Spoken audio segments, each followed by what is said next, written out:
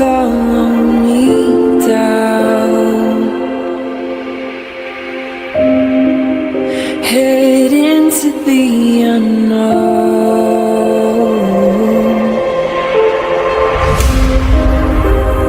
down the rabbit hole,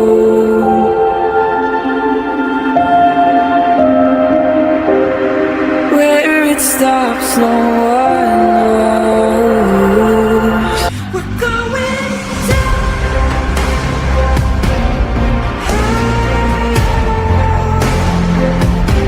We're going down. We're going down.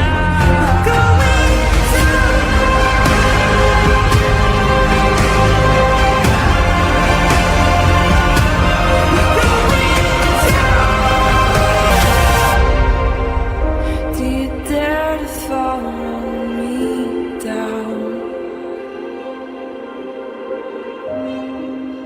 Head into the unknown.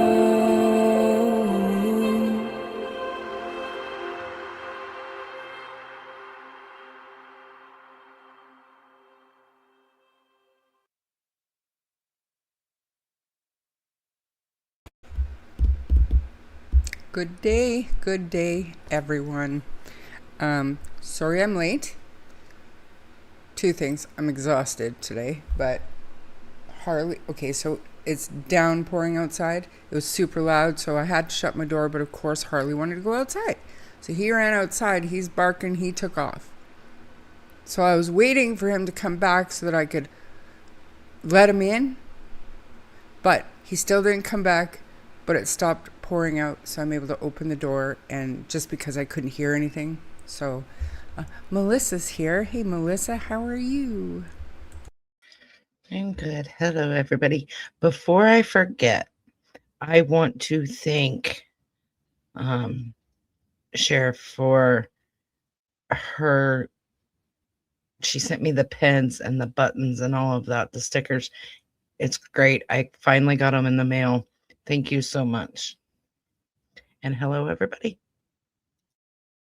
That's awesome. Yeah, I got my stuff too, and you can see, well, you can kind of see, like I said, it's overcast, raining, so it's not as bright in here, but the unicorn and dinosaur that Sunny made for me is over here, and then I've got my pens and stuff too, so it's awesome. I just noticed boots on the ground. Thank you for being here, and I want to apologize for my suspicion the other day. I did not realize that you had changed your screen name, and I thought you were on another Boots on the Ground, so I apologize for that if I came off rude to you. It wasn't that, it was just I didn't know who you were. So thank you for being here then, and thank you for coming back now. I appreciate you. Hey Grey Wolf, good to see you. Share Cares and Gren, thanks for coming today. Yes, Kimberly, prayers for all these children. It's blowing my mind. If you think of Parker and Darius and even Jack and Lilly, not so much Dylan because there were, I don't know, evidentiary information that, you know, his boots were found, were his boots, weren't his boots, this and that, you know what I mean? But a split second and they're gone, if you believe the stories that were told. And it's too much for me to, I never thought that there were coincidences, and I don't know guys. Lynn, thanks for being here. Who's standing? Oh, American Justice, that's funny. Someone should already have 911 set on their phone, so they, yeah, right? What are you cooking, Melissa? Are you safe? Are you good? I am safe. I made shells and cheese because I don't know. Ever since surgery, I've been just eating like crazy. Which is a really good thing. I'll give Melissa the floor in just a couple of minutes and she can share what she wants to share. But I'm super happy that Melissa is here with us today. Baby Monkey, good to see you. Hopefully you made it back. Hey, Daisy May and Angelina, sorry. Kelly Thompson. Just Jeannie, good to see you. Hey, Guess Big Gal. Oh, Harley's home. And who else? Sorry, guys. I'm so tired. I've got this thing, Melissa, and I don't know. It's been going on forever, but it's just really ramping up. I get those terrible muscle cramps, spasms in my feet. But the last 2 nights, it's been happening at around 2, 3 in the morning, and it's just absolutely brutal. And I can't get it to let up. So I'm losing a little bit of sleep. Corbin, thanks for being here.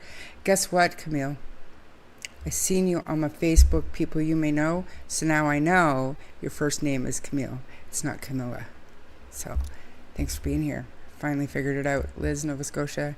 Hey. Truth and Beauty, good to see you. And who else? Pretty Birds, good to see you. Hey, Tom.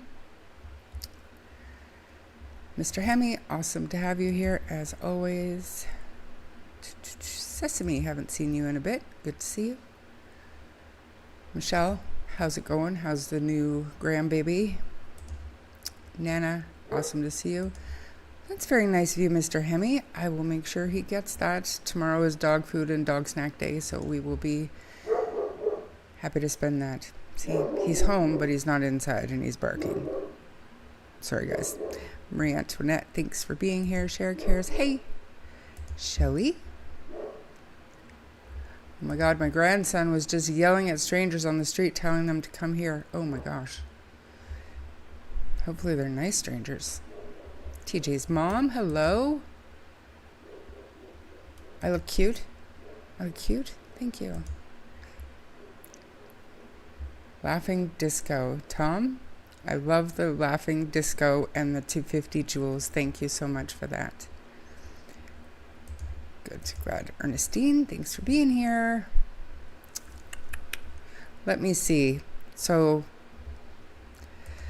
B12, no, I haven't done that, but magnesium, I'm actually on prescription strength magnesium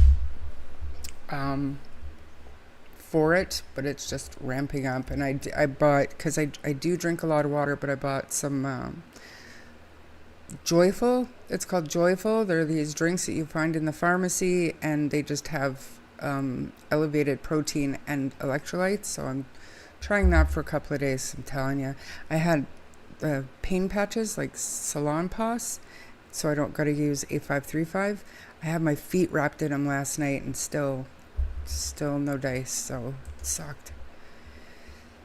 Yeah, I eat bananas. You can't see them, but I go through a lot of bananas. We just don't know what's going on. We don't know. So I am glad you caught my live too. Popeye, good to see you. Hey, Shy. Grandson is doing good. Good, Shy. I love the jewels. Thank you so much for that. Charlie's cramps, and they're brutal. Do you have to stand up on a cold floor when your toes go? Yeah, I do, but I don't want to focus on me for this, but last night it was so bad I couldn't even walk. Normally I'll go into the bathroom if I can't let up, and I'll put my bathtub on and I'll soak my feet, and it lets up. I couldn't even get to the bathroom. So, it's terrible. Heading out for a bike ride. Be safe.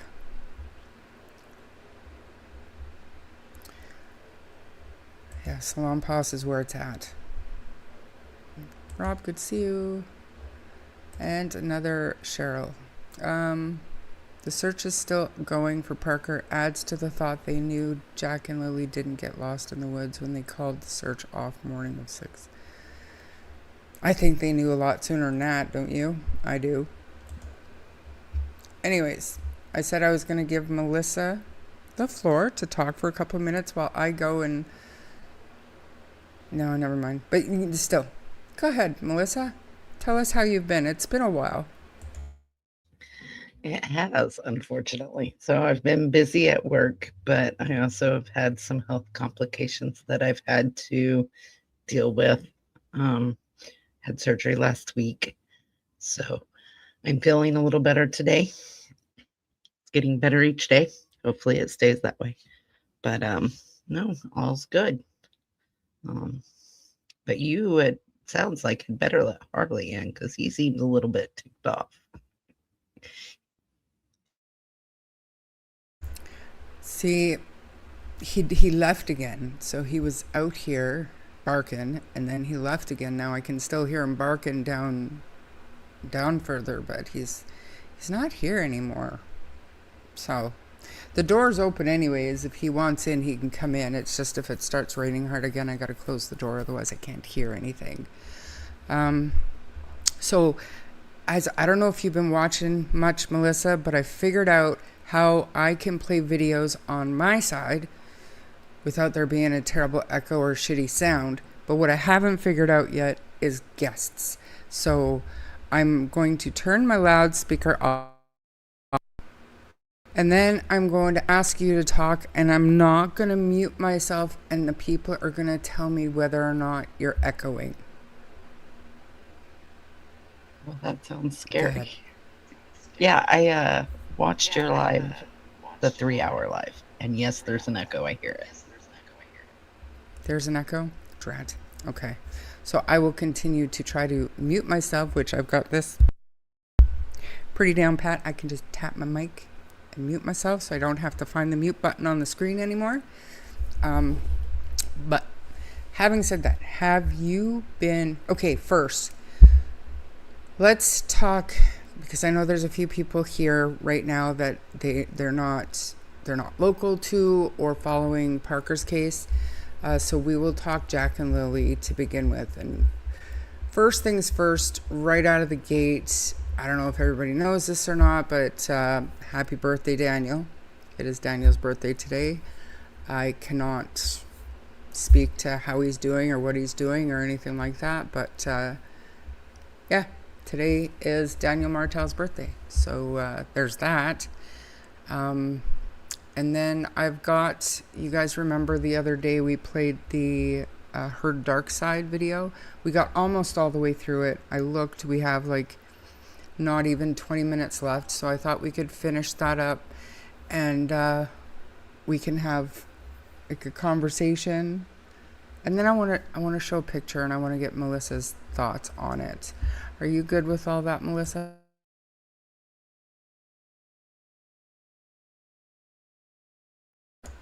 You're muted. Yeah, I'm good with that. That sounds good.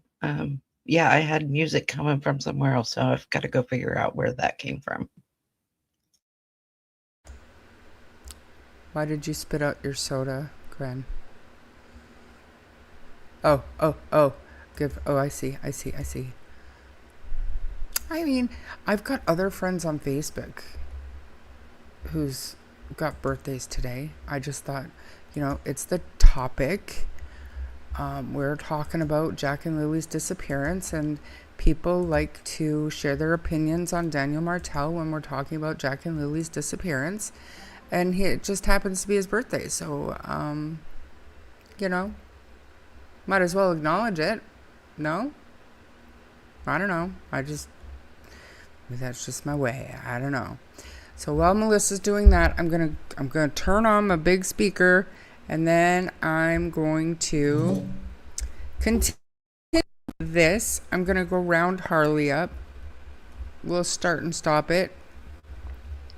Well, but you gotta give me a few minutes. I want to get Harley in the house.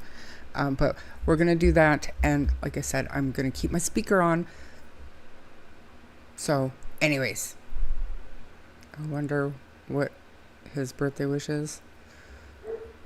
I mean, no matter which side of the fence you land on, I'm sure one of his biggest birthday wishes would be for this case just to either go away or be solved.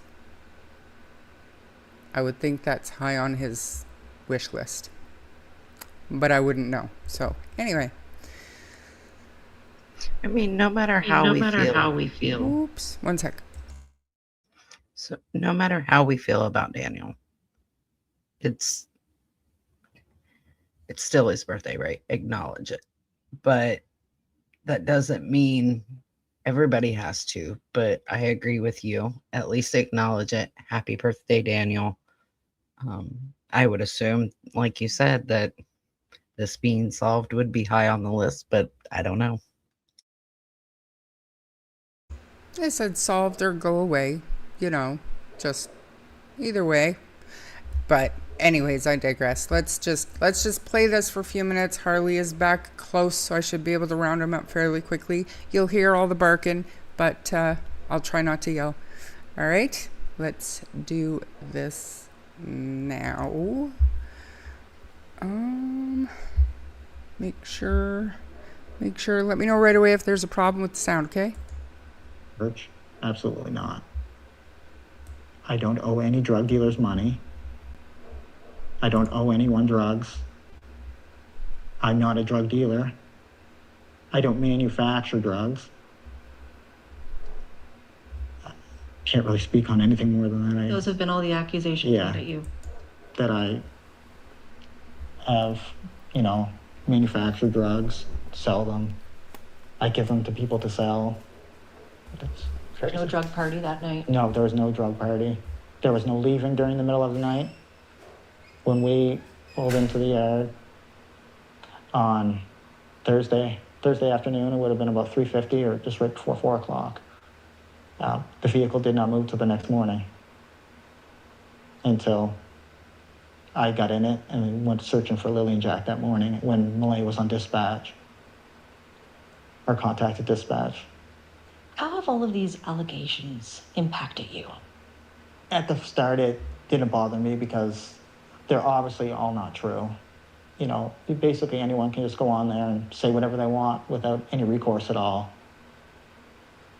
And over time, it started to get to me because it's just constant, right? I tried to keep up on it all and tried to, tell everyone the truth and correct everyone, but it was just too much. When those groups start to get so large and there's thousands and thousands of comments and thousands of questions every day, that's too much. Then you have YouTube creators, they just go on and, they basically become delusional. They have their mob and they look to destroy, or they're completely obsessed with me and the case. Yeah, I mean, what have you learned about the true crime community? That it's absolutely vicious and, I said this word a lot, but obsessive. And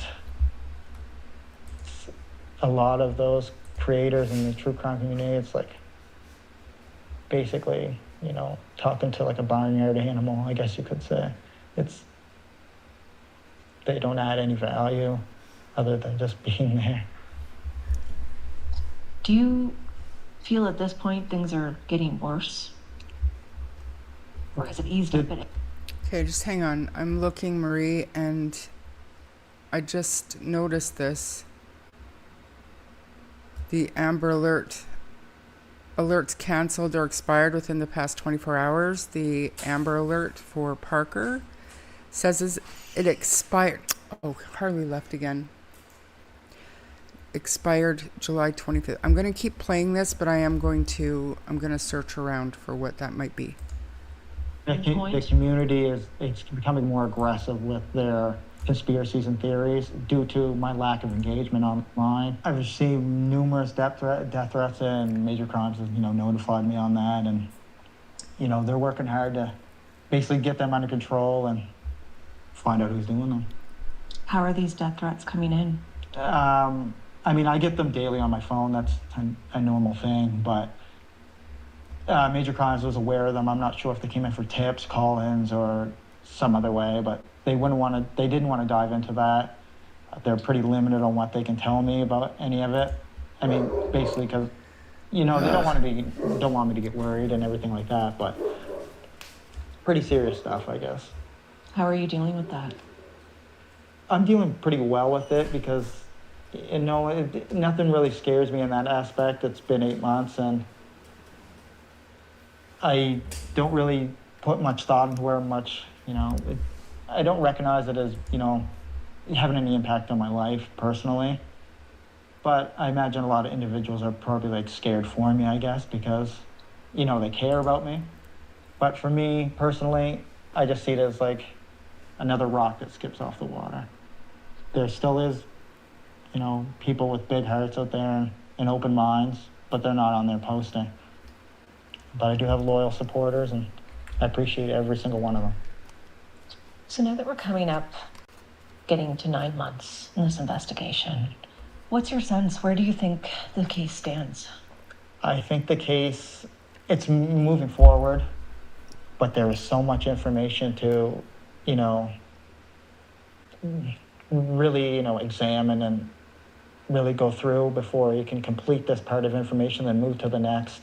And I mean, there's so many tips being called in, and then there's tips that are absolutely useless. Like when you see me out in public, don't call in a tip. I mean, that's just total nonsense, because you're slowing down the investigators and you're slowing down the social media team that they have, and or the guy who checks the tips and reviews the tips. I mean, you slow him down when you're just putting in tips that say, well, we seen Daniel at a gas station buying a Gatorade, because that has happened. Right. Wow. What would you like to see happen with this case?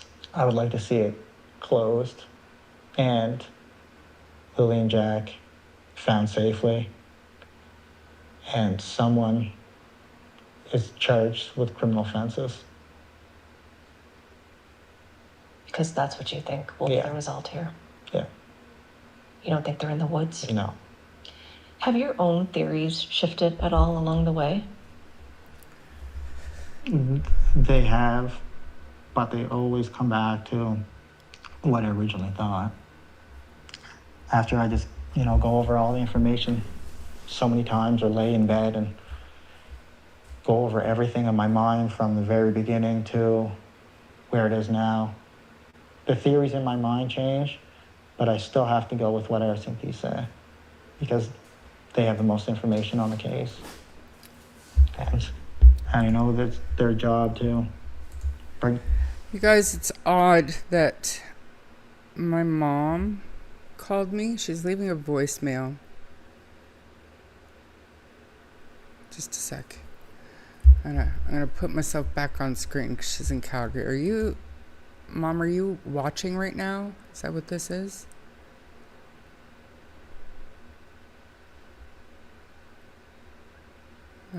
I don't know about the Amber Alert, but it's still all over the news. They still haven't found him. So, Mom, if you are watching, why don't you dig a little and see, because this is like 5 minutes ago. See if you can see anything locally. Because I'm not seeing anything. I want to stay on top of it because, I don't know, there were a lot of people today that were like, this could very well be the day that they find Parker. Somebody said that, Baby Monkey, you said that Amber Alerts expire after 10 days, but it hasn't been 10 days. He's literally been missing 9 days, and the Amber Alert didn't go out for 3 days. So it's far from time for it to expire. So it is odd. It is odd that the Alberta Emergency Alert System says that it was canceled or expired. So maybe that was part of the agreement to issue the Amber Alert, that it wouldn't stay active for the full 10 days. I don't know. But let me just scroll down and see if it's 10. Yeah, but not since the alert. Today's the 25th. He went missing on the 16th. It's the 25th today. So it's 9 days, isn't it? 16, 17, 18, 19, 20, 21, 22, 23, 24, 25. I don't know, man. I need to see a calendar, maybe. So if we count the 16, 1, 2, 3, And the alert, I think, went out on the 19th. But even still, 4, 5, 6, 7, 8, 9. Today is day 10. Today is day 10, right? And if it expired at 10:50 a.m. this morning, still. But the alert didn't... Why would they count the 19th? Or why would they count the 16th? The alert wasn't activated until the 19th. So, still doesn't make sense to me. Anyways, I'm looking, I'm watching. If there's anything, I'll break in again. Let's continue watching, Daniel. For now, just for a few minutes.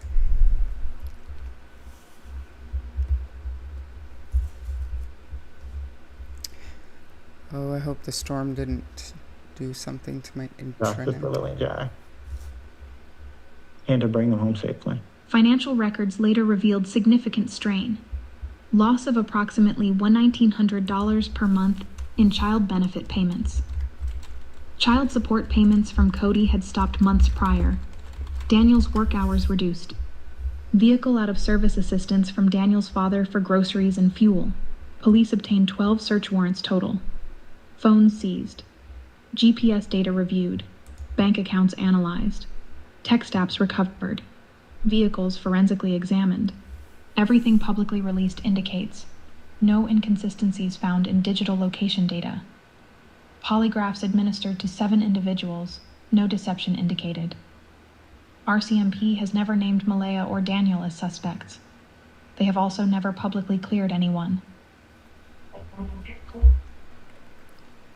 It later emerged that the children's school had previously reported concerns to Child Protective Services, frequent lateness. Okay, Gren, but if the Amber Alert is only active even 7 days, wouldn't it start when the alert was activated? Do you know what I'm saying? So today would be day 6. I don't know. All I know for sure is I can find nothing. Everything that I've searched so far has not had any update, and Parker has not yet been found. So, Inappropriate clothing for weather. Hygiene concerns. An autism evaluation appointment had reportedly been scheduled prior to the disappearance. No public findings of abuse were released. By late summer 2025, over 12,000 hours of search time, over 5,000 video files reviewed, nearly 600 tips, 60-plus interviews, 11 investigative units involved a $150,000 provincial reward, offered cadaver dogs searched in September. No human remains detected. Police emphasize that absence of detection does not conclusively rule anything out. Authorities repeatedly acknowledge that water remains a significant concern. Rivers in the area move quickly. Streams connect to larger bodies of water and eventually to the ocean. Underwater recovery teams searched in early May. Nothing found. Water searches are notoriously difficult to conclusively close. It's been more than 6 months since Lily and Jack Sullivan were reported missing from their home in Lansdowne Station. But now, a renewed search led by a group from Ontario is set to take place this weekend, with an emphasis on the banks along the middle river of Pictou. I think that if those children wound up in the middle river of Pictou, that there's a high possibility we locate them on Saturday. Oldreeve says about 40 residents are volunteering with the search, covering a vast area surrounding the river, which he says is right across the road from the children's home. He says water levels have changed in recent months, and that's why certain areas need to be revisited. If they were underwater at the time of the initial searching along that river, they would have surfaced and they would have gone downriver a bit of ways that we're going to cover off. So it's not so much that it's a tactic they haven't used. It's maybe a tactic that they haven't revisited since that initial time. And so that's what we're doing. The siblings were reported missing on May 2nd, prompting lengthy search and rescue operations throughout a densely wooded area surrounding their home. In September, RCMP cadaver dogs completed a 40-kilometer search in the highest probability areas near the home, but nothing was found. The area's counselor says he welcomes this latest search effort. I mean, the RCMP have done everything they can here, and the search and rescue have done a tremendous job, and they just couldn't find them. But if we can get other searchers coming in and, whether they find them or not, I don't know, but at least they're trying. In October, police said they're continuing to go through forensic testing and more than 860 tips, along with more than 8,000 video files. The group's search will go from sunup to sundown on Saturday, with the possibility of carrying into Sunday if necessary. We're going to do the best we can to locate these kids. Mitchell Bailey, Global News, Halifax. No arrests. No persons of interest publicly named. No confirmed sightings. The investigation remains active. RCMP continues to state that all possibilities remain open. Wandering. Accidental drowning. Stranger involvement. Someone known to the family. A missed clue in terrain. A missed vehicle on a side trail. Nothing has been ruled out publicly. 2 children were heard playing in a fenced yard at 8:50 a.m. By 9:40 a.m., they were gone. The woods were searched extensively. The water was searched. The house was searched. The vehicles were searched. The electronics were searched. So what happened in that 40-minute window? Did they walk further than anyone believes possible? Did someone happen to drive down an almost empty rural road at the exact right moment?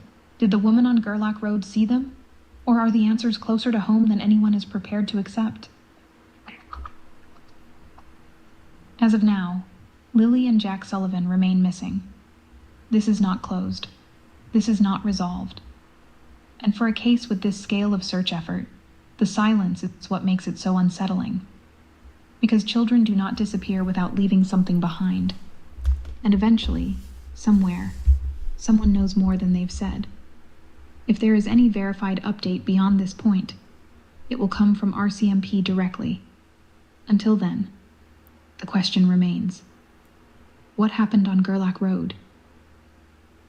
I believe that with hard work and the work we're doing and the information we gather, we will find out what happened with Jack and Lilly. Staff Sergeant McCammon. How come they don't say that they're going to bring Jack and Lily home anymore? Or that that's their goal? How come they don't say that?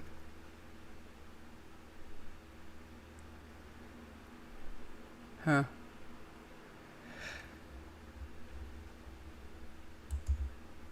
That's Olivia?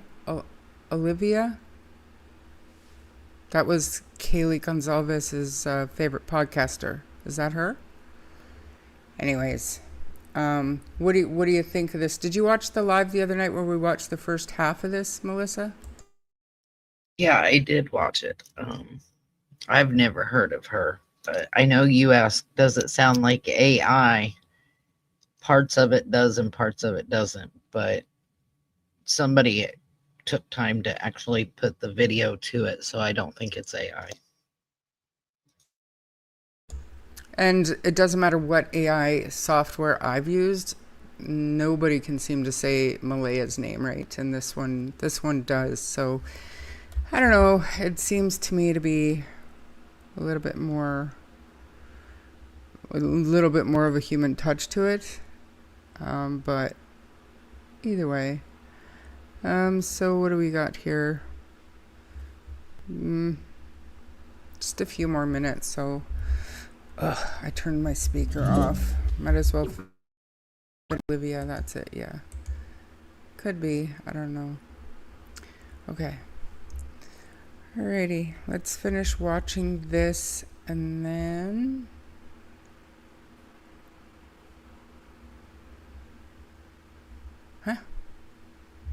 I'll go through chat when I'm done, but let's just finish this up. With the case of Jack and Lilly, what's the latest? We continue to gather information and then work any direction that there's more information to gather, review that and look for more opportunities. We continue to take in tips from the public and to review and move forward. Is this case criminal? Right now, we're gathering all the information. Once we have all the information necessary, we'll make decisions on any criminality that may be relevant to the case. Are you treating this as criminal? Again, we gather all of our information in any of these situations to a judicial standard in case there is information that identifies criminality. And that is part of our job, is to gather all the information so we can make good decisions with it. Can you explain how that works under the Missing Persons Act? Well, basically, the Missing Persons Act gives us the ability to get the judicial authorization to pursue different, more private information that we can then gather to review for any tips or leads, directions to go to find more information. The children's stepfather, Daniel Martel, has also indicated that recently his DNA sample was taken. Why now? Because it was the appropriate time, or we felt it was time to collect that information, of course. Sometimes DNA doesn't necessarily, not because anybody's a suspect, but to maybe we may find DNA in places where we expect it to be found and we need to be able to eliminate people. So it's something that we do, especially in missing persons cases, that to collect that information, make sure it's safeguarded. Are any of the children's family members considered suspects in this case? I wouldn't say anybody's a suspect. Again, we continue to gather information and whatever evidence that we are able to find, and we'll make our decisions based on that. But we are not in a position to really comment on suspects or anything like that at this time. Do you have suspects? Again, we're working the investigation. I can't comment in detail on where we're going because I have to maintain any integrity in the work we're doing. Anybody in the public who has information that can help us with this are asked to please engage with us and pass that information along so that we can work with it. What do you think happened here? Again, I'm not going to comment on what I think. As a professional investigator, we have to base our direction on evidence and information. So I'm not here to comment on my thoughts, and I'll allow the information we gather to make those decisions. From the beginning, RCMP has maintained that this was not an abduction. The families believe that it could have been an abduction. Do you think that that's a possibility here?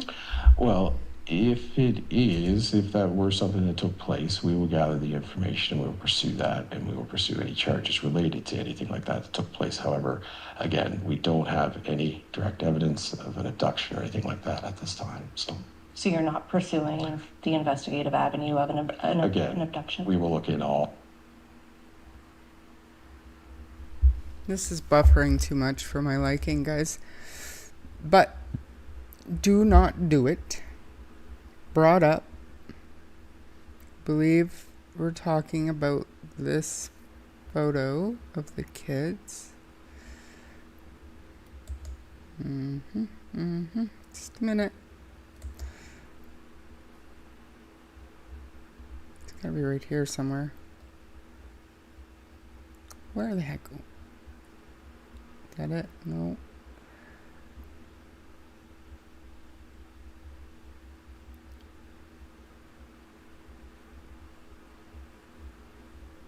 Well, where was it? I know which one you're talking about.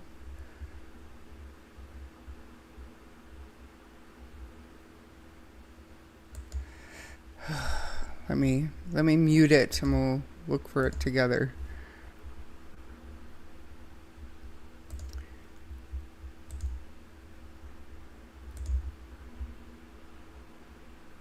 If it doesn't buffer, which it is.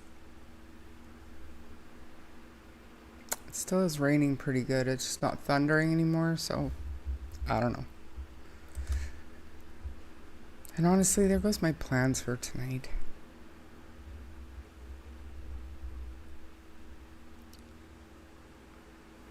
Drat.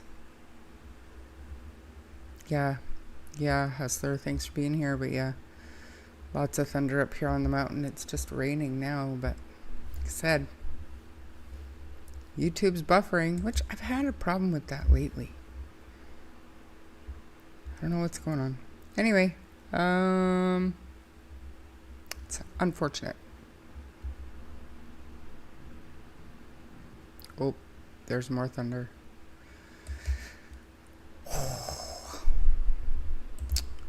I didn't see them say they will bring them home, just that they will find out what happened, and that's been the case for months. It's almost like, I don't know.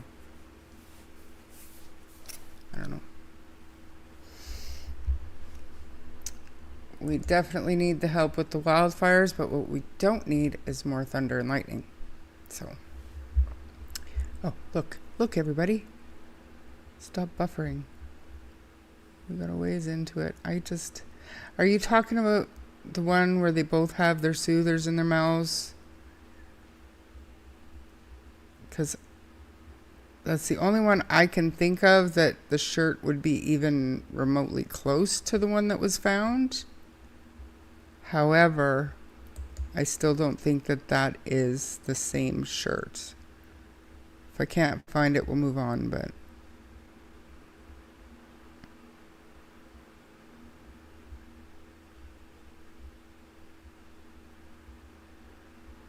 This is too bad. I do have that picture somewhere. Anyways, do you have anything you want to say, Melissa? Not really. I mean, whoever put the video together did a good job, in my opinion, of catching everybody up somewhat quickly. But I just wish we knew where they were and could bring them home.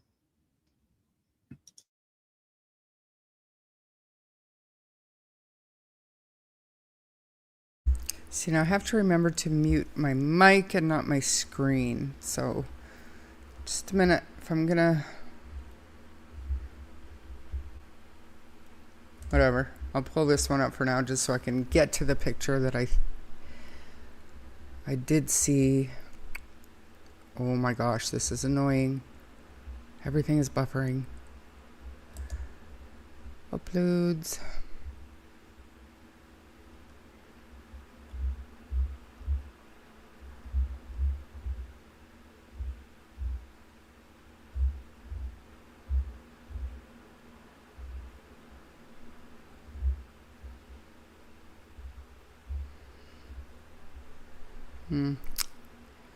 Maybe it's too far back.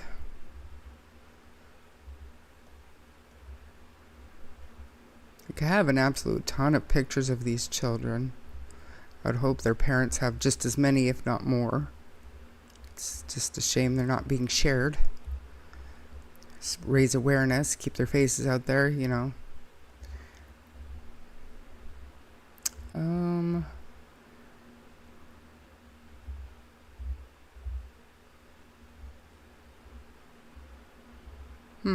Can't find it. I think this is about the end of it.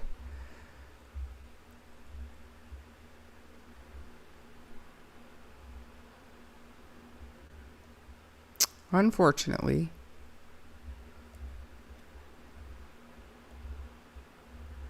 Yeah.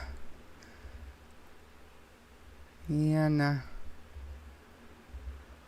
Can't find it. There's all the pets that I used to show. Remember back in the day when I used to show everybody's pets? That was good times. I had time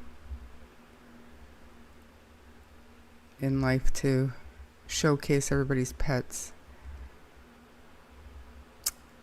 Don't see it. No, I guess I don't have it on here. I thought I did. It'll be on my other computer though. It is what it is. Anyways. Okay. Let me hit chat for a moment or two, please. Yeah. Yeah, us too. It's pretty dry here. There's a couple of pics together with different clothing. Yes, it is there. I know which one you're talking about, but it's not the same shirt. The shirt that was found, in my opinion, is way too big.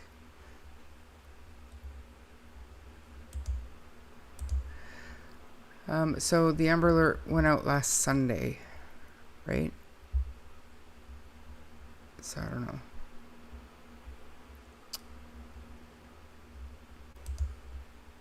Thank you, Share Cares. It's very nice of you. I appreciate that.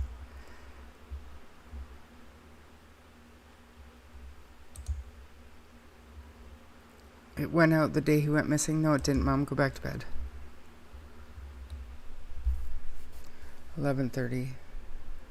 No. So they put out a media release, but the Amber Alerts didn't come out until Sunday. I do have the picture of the clothing that was found. Do not do it.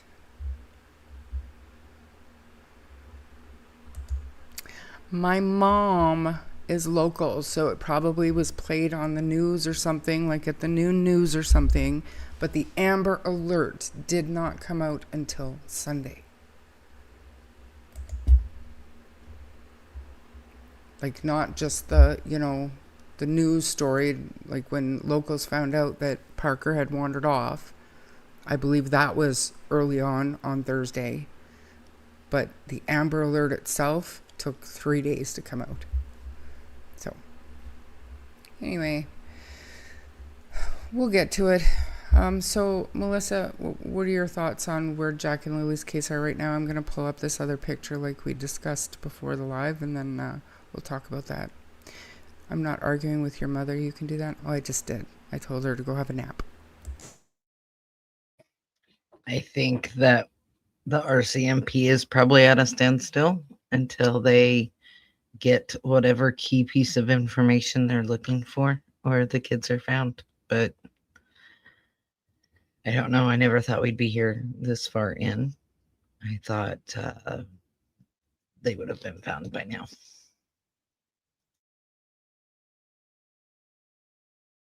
It's not that I thought for sure. I thought they'd be found by now, but what surprises me is that it hasn't pivoted into a criminal investigation yet. Like, what are they waiting for?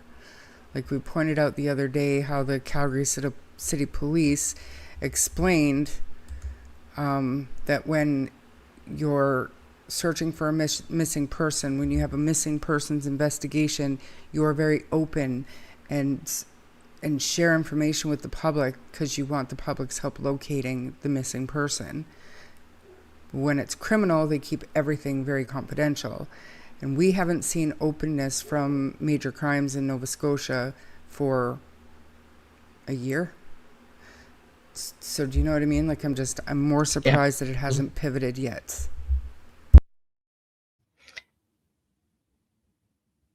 I think that, I think they dropped the ball. I think that they should have investigated as criminal to begin with.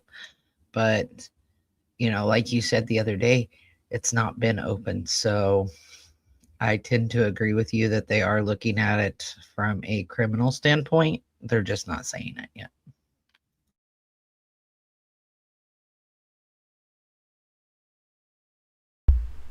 Yep. Anyway, it's there.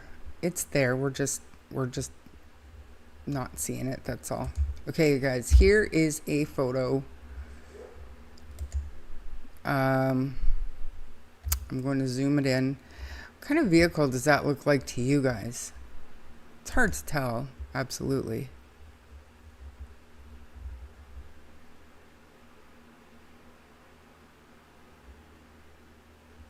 Anybody have any opinions on what type of vehicle this is?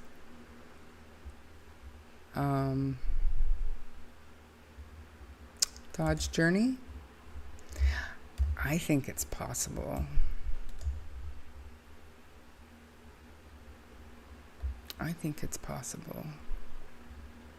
Looks muddy. Looks muddy as all get out. I wonder if this is the vehicle that he got stuck. And I do remember Daniel telling me that the keys that Haley photographed on the water tank was from his old Dodge. They were also covered in mud.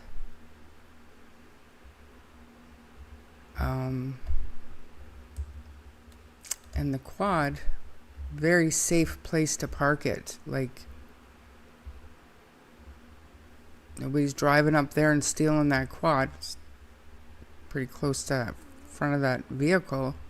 What are your thoughts? What are your thoughts on this picture there, Melissa? So I am actually sending an image file now because I have a better picture of said vehicle. But I just lost it. So hold on. Let me pull it up here.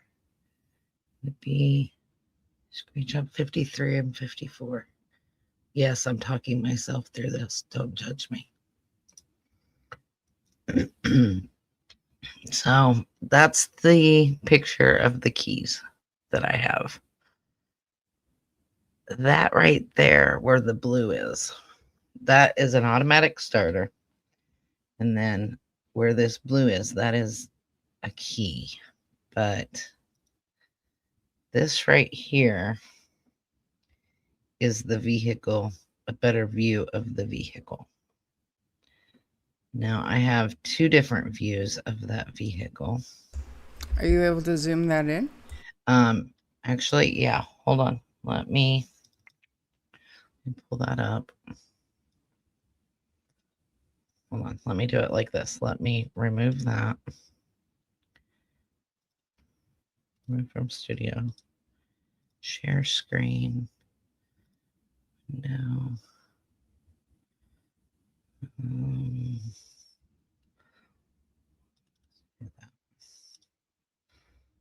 Oops. Well, no. Okay, add that to stage. Make this bigger.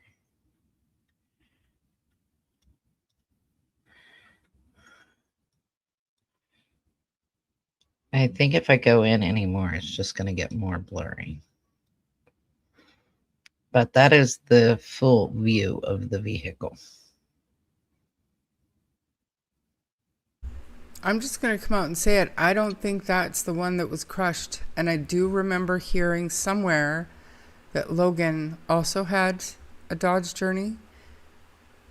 I want to say hers was gray, so maybe this was hers.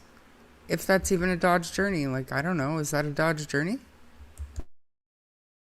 Okay, so bear with me here because you guys cannot see my... Oh, you guys can. Okay. Right here is the doorknob where my mouse is on the back door. If that were a van, the doorknob would be up here because it slides backwards. This is a 4-door SUV. Isn't a Dodge Journey a van, a minivan? So it would have a sliding door, not a fourth door.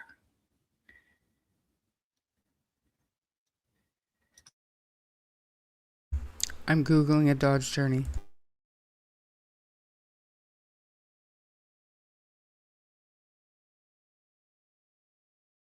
So Hustler says a Dodge Journey is actually an SUV, not a minivan. Okay. I don't know that I can do a side by side. There you go.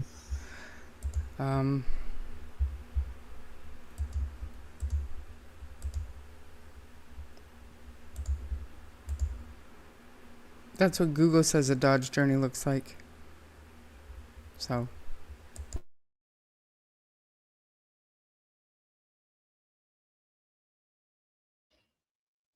Might be a Dodge Journey then. It's pretty close. It's absolutely pretty close. But Marie also pointed out that the rims look different from the picture I shared to the picture you shared. But like I said, I'm pretty sure, if I'm mistaken, maybe they can let me know if anybody's willing to talk to me anymore. But if Logan's Dodge Journey is this one, because that doesn't look like it has any rust on it.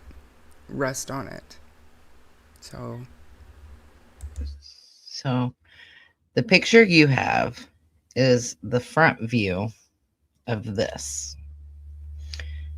That has a license plate on it. This vehicle has a license plate on it. This vehicle does not look like it has a license plate on it, and it looks like it's going into the embankment. It also looks like the ass end of a minivan. I don't know. I wasn't there. Could it not be an older Dodge Journey? Like an older model? I don't know. Maybe. I don't know. Um, I've got all kinds of pictures from that time frame, but I don't know.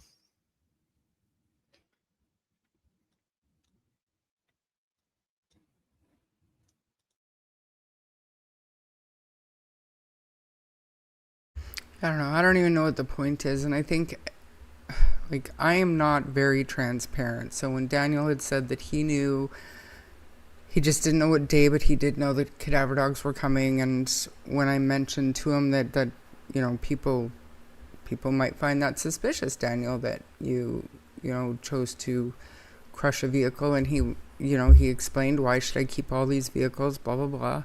And I get it. But at the same time, it's something that I thought people would make a stink out of, and they never did. But I haven't been able to get it out of my head. Just full transparency. I've been thinking about that bit of the conversation the last time Daniel was on, since he was on. So I mean, I'd just really like to see a picture of that Dodge Journey that was crushed. Just for my own peace of mind, you know what I mean? Like, why is it parked so close to the ATV? I saw it. Like, what came first, the car or the ATV? You know, did the ATV just pull in nice and tight there for some reason, even though there's all that room there? Like, I don't know.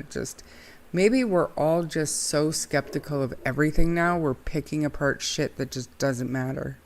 Maybe that's what's going on here. What do you think? Well, I think, okay, so everything matters, right? Because we're trying to figure this out. So the littlest thing might matter, but at this point, yes, I find it a little suspicious that a vehicle was crushed, but I can also see it from his point of view of don't keep vehicles around, but he seemed to be keeping them around and junk around before the kids went missing. So I don't know. I'm torn.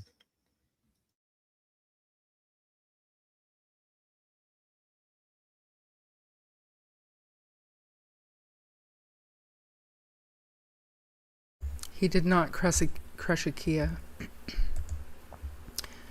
You feeling okay, Mom? I can probably decode that, but what I'm saying is you guys locally might have got an alert right away. The Amber Alert did not go out right away. So we could both be right.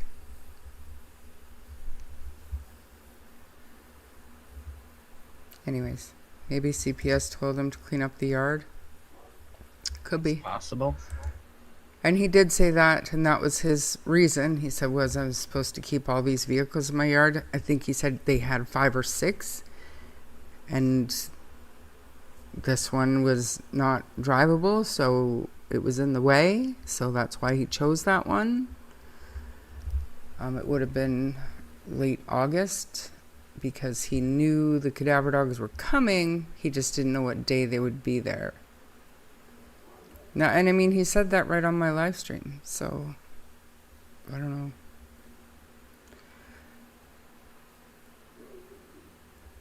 Which doesn't make any sense, because his, Malaya's, and Janie's is only 3. So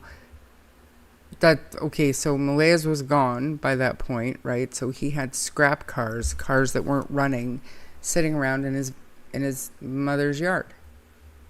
So if you pull up a pic of Dan on side of the road, you will see a black Dodge Journey front end first, which they say may have belonged to the reporter interviewing him.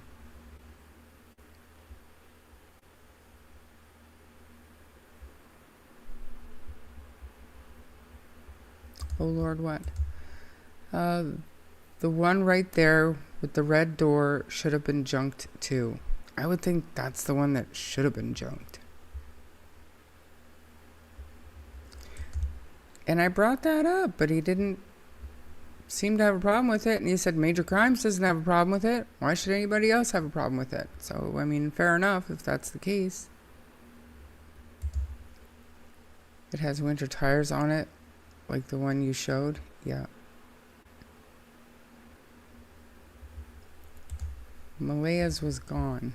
But is this far one not the one with the red door on it? Yes. Ah.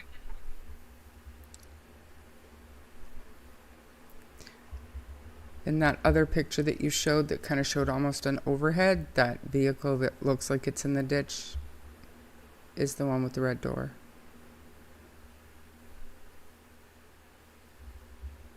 Yeah. And it doesn't look like it's moved any. Looks pretty embedded into that bank. I agree.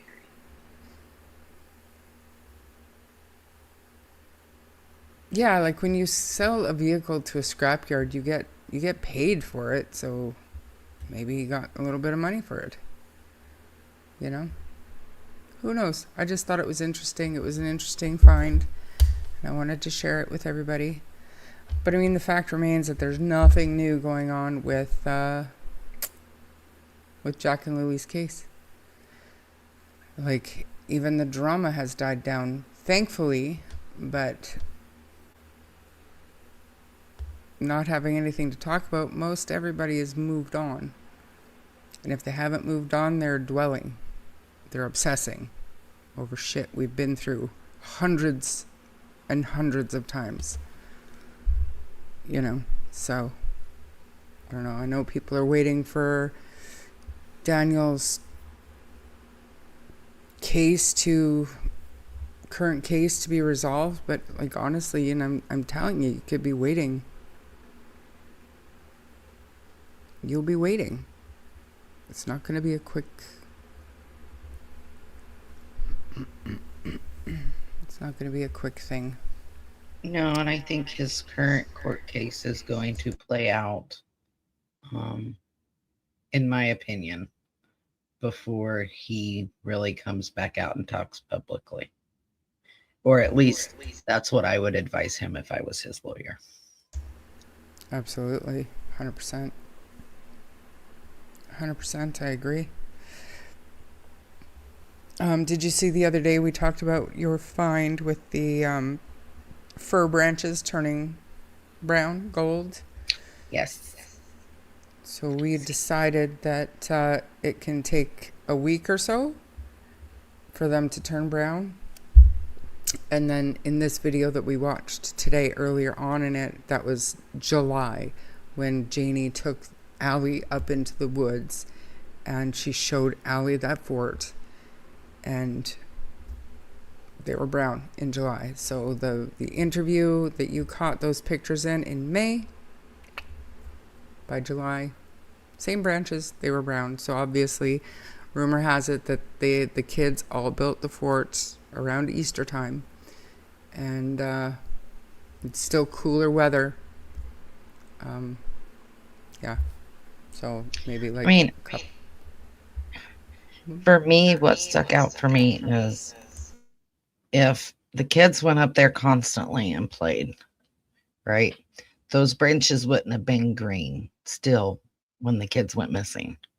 Like, so somebody is actively keeping them green, replacing the branches and keeping them green, or it was built to say, oh, look, they came up here and played all the time, when in fact they didn't.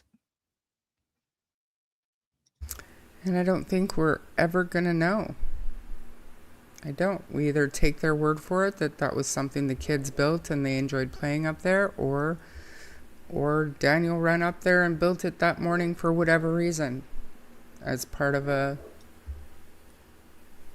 I mean, it seems like a lot to do for not even an alibi. You know what I mean? Like, I don't get it. Oh, Harley's killing me today. And the beach bucket, if you look close, the shovels and stuff haven't been played with. Look close, Melissa. I am going to go and try my best to get Harley in the house. You go ahead. Okay, so while you do that, I will explain to everybody what I tried my best to explain to everybody I've sent this to. So they're green. Kids are not lifting these big branches, okay? They're not. No responsible parent would allow a child to go into that and play. This is not being played with, as it looks like it's holding up a branch, this one to be specific.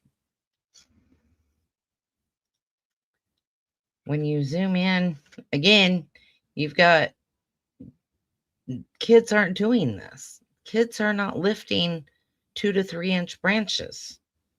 They're just not, in my opinion. So you have a water bottle, but you don't have any other toys. You don't have any scoops or shovels or dollies or dinosaurs or anything in here. I don't see that it looks like it's matted down. Here's a better picture of it. There's the water bottle, but I don't see that there's any spot where children would sit and play, because the longer they sit and play, the ground beneath them is getting matted down. It's not going to pop back up. And again, any responsible parent wouldn't let their child go in there and play in that anyway. And again, it's still green at this point. So it's new. So then now it's brown. Yeah, months later, but you still see green here at the top. Still nothing in here has been moved. There's the orange, whatever, tape, ribbon, whatever you want to call it. Hasn't been moved. Like, I mean, that's a poking hazard for a child. And where would they get in at? Over here, maybe? Like, it just doesn't make any sense that that is somewhere that kids would play.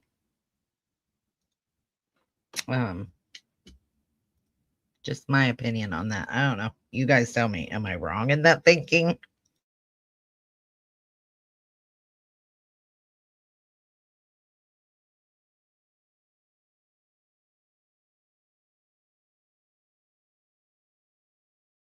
You say the older kids could have. I grew up by the woods. We always did this type of thing. I grew up in the woods too, but I wasn't lifting 8-foot long, 2-inch branches, not by myself. And you could always tell where I had been because I left something behind. Right?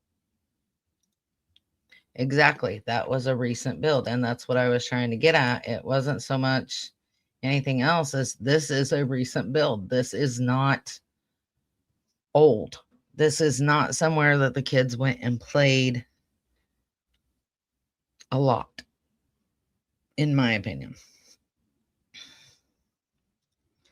Melissa, I think Daniel's other kids built that. The key word you use is responsible. Fair point. Fair point, Ernestine. Fair point. Responsible is the key word there. It's possible those ones are still green because the other ones were protecting them from the sun. No, because the green ones came first. And then they turned brown. But if they were green in May, then they were recently put there. I'm not saying necessarily it's an excuse, okay? As far as, oh, well, let's go build this and say the kids played there all the time. What I am saying is I don't believe the kids played there all the time, simply based on that picture right there. Because there is no matting where little butts would be unless they sat on this little piece of moss.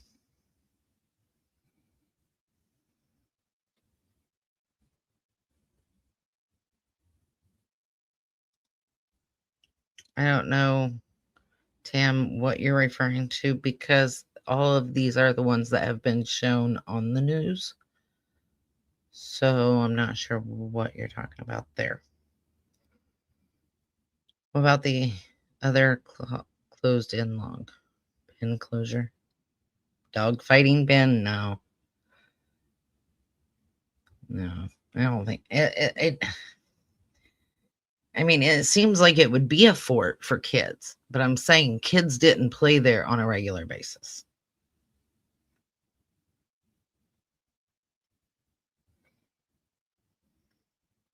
Exactly, that's the point I was getting at the other day when I sent these to Shar like a month or so ago, is this is something that was new. This was not old, as they said, because in this news interview, they said this is where the kids went and played all the time. This is their fort, but this is a new fort. So how did they go play there all the time if this is a new fort? It's a new fort because it's still green, whereas months later, it had turned brown. So that means this, at the time of this news interview, which was right when the kids went missing, was a new fort.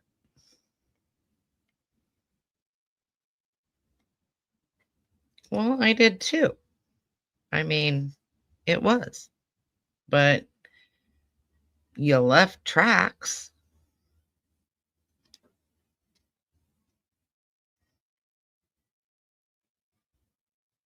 You have anything to say, Shar?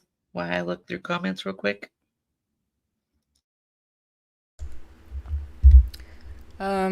Just that, like, when we were discussing it the other day, chat was saying, like, and a really good point, the structure itself could have been built already and they just kind of refreshed the branches. But is that something you would be thinking about doing right when the kids go missing? no, but then you jump down to this. This looks like a hideout, which he probably used to hide his drugs. Like, I mean, that's a leap. That's a leap because by the accounts of Malaya's friends, there were drugs in the bathroom. So I don't know. One thing I thought of, go ahead, is this somewhere that the kids would go if, say, Daniel and Malaya hypothetically were in an argument and fighting? Is this somewhere Lily would take Jack to hide from that? Did that happen? I don't know. Maybe they sat on the boards. I don't know. I mean, the kids don't. I mean, they don't need a mat to sit on. Kids will sit in there, and I would hope that the investigators checked for imprints and boot prints and stuff. But do you think they would have mentioned boot prints being in there? Because it's still very odd to me that they only found one boot print at the property and then one on the pipeline. Yet the kids lived and played there every day for over 2 years. So the whole thing is bizarre to me. Well, if Daniel and Malaya are saying this is somewhere that the kids went all the time, I don't think that they would, because they're not looking for boot prints where the kids were all the time. They're looking for boot prints where there shouldn't be any.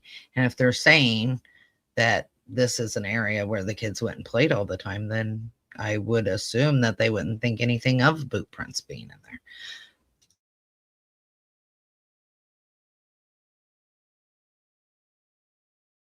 That's what I thought at first, Grendel. It looks like a hunting blind. Yeah.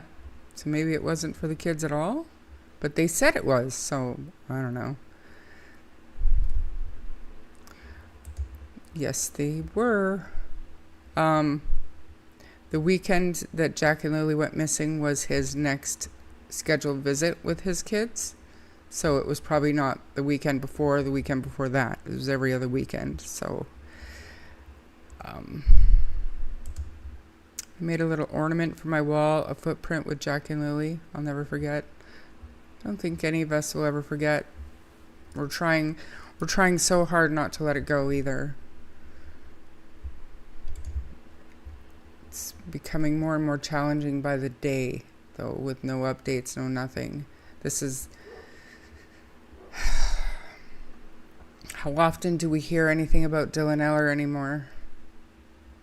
Besides never, unless you're listening to social media. I don't want to say anything negative, but it's never good. It's never relevant or factual about what happened to Dylan Eller. I'm afraid that this is going there. And it's so challenging to keep the conversation going. It was a moving video, probably the very first one that came out. It stood out to me as suspicious as well as the pen with no pigs.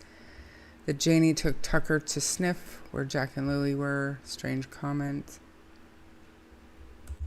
So did they get rid of the kids and build a new fort? That's a bit much. Couldn't agree more. Drug use, but I know. But if they legitimately saw drugs in the bathroom, why would he go up to the fort to use them when it's normally just he and Malaya there? It maybe doesn't make sense to me though. It might have been an old structure from the yard. They moved up to this area. All these are possibilities, but we just don't know. It's not the one I was talking about for dogfighting. Yeah, Again, I don't think when all 4 kids were there, they played up there, so it wasn't as noisy for Janie. If the kids were in there, pretty sure one of the dogs would have sniffed them there that morning. Absolutely, they would have. I agree. Unless, because Daniel went straight up to the forts. So now the kids scent, if they went into the woods at all, and they were using air scent dogs, the fact that Daniel woke up, couldn't find the kids, and says he ran straight up to the forts, even if the kids had been there, now their scent is not the most recent scent that doesn't belong in that environment. So, I don't know. Go ahead, Melissa, I heard you. What? No, I mean, I agree. This was not... they built a fort to cover up the kids. I'm not saying that at all. What I'm saying is when the kids went missing, this is relatively new, not old. And Janie and Malaya and Daniel all said the kids would go up and play in this fort all the time. So why is it new looking and not brown and old looking is my question. That is what is standing. That is really the only question I have as far as that goes.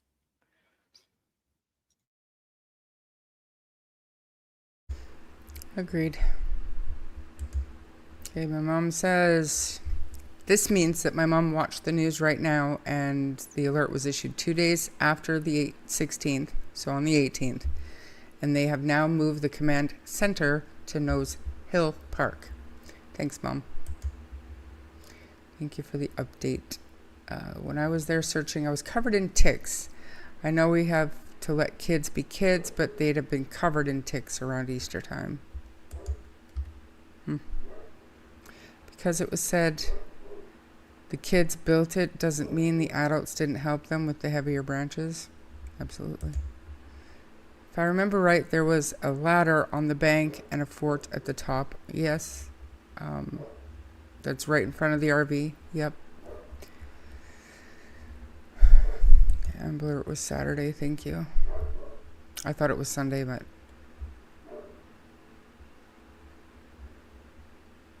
So why did they cancel it if it's not been 10 days? That's my point. I will bring up what you posted, Gren.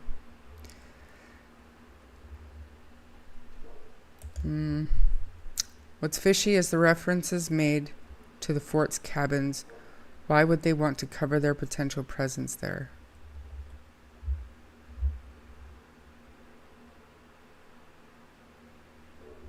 I don't know. Yes, I do think Janie mentioned the kids had help with the branches. I don't remember. There's the ladder on the fort. Go ahead, Melissa. Well, let's also not forget, Janie gave the kids snacks all day on Thursday when they weren't even home. Explain that one.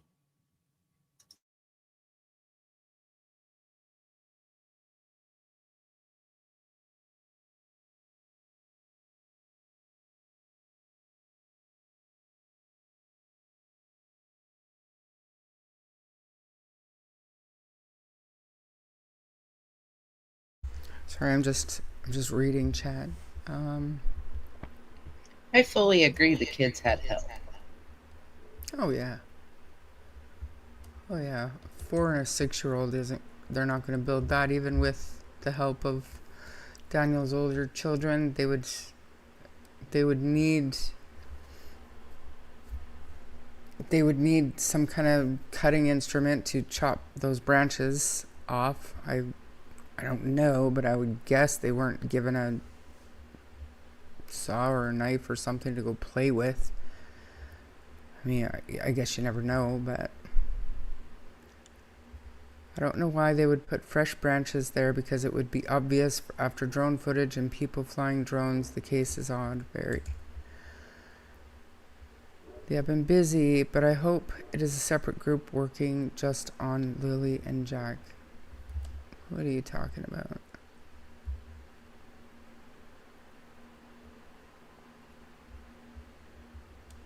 Oh, the arrests and stuff, yeah.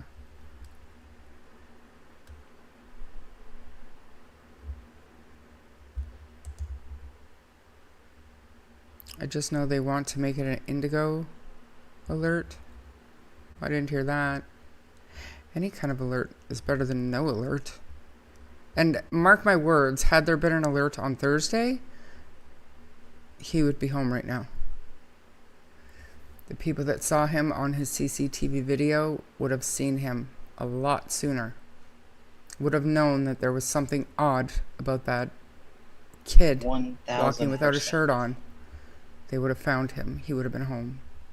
So I hope that case, unfortunately, it doesn't look good, but I hope that case shakes some trees in the worst way. These kids deserve an alert immediately.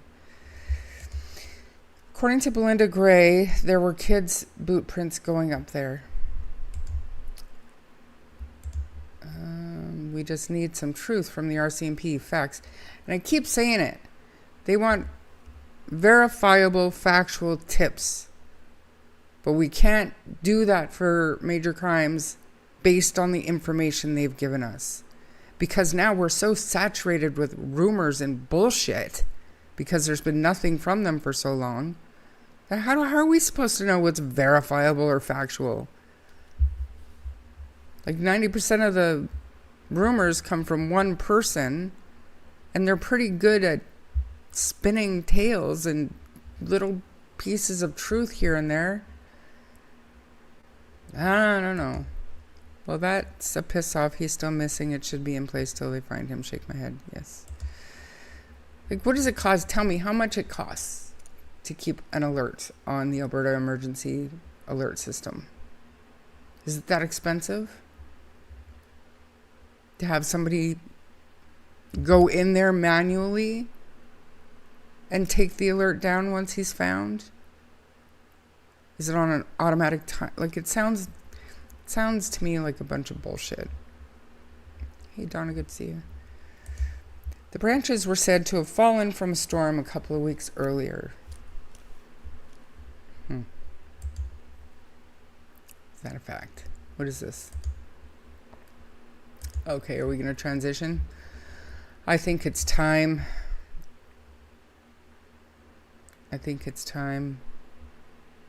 Spiders and bugs in a fort. Did the kids have iPads? They did. They had tablets that they played on. And yes, the RCMP, so all of the apps, those tablets were registered through Malaya's Google Play Store. So they have access to everything. They had access to the tablets. Malaya has those tablets now, but yes, Maritska, thanks for being here. We absolutely are. But, I mean, just Jeannie, not just Jeannie. You stay away from the drama and stay away from the bullshit. Give us talking points to keep Jack and Lilly out there. You know what I'm saying? We can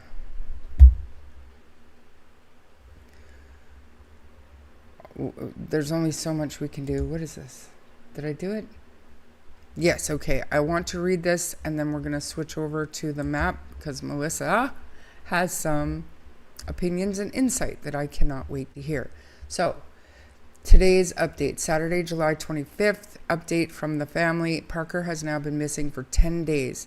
10 days without Parker has been unimaginably difficult for our family, yet each day we continue to hope, to search, and to believe that bringing him home is possible. Every hour matters. We are asking our community to stay with us, to keep looking, and to continue supporting the search in whatever way you can. We know many people have been wondering how they can still make a difference. The answer is simple. Please don't stop. Every search, every shared post, every property checked, every minute spent reviewing security footage still has the potential to provide the piece of information that brings Parker home. We also want to clarify that the Amber Alert expires today.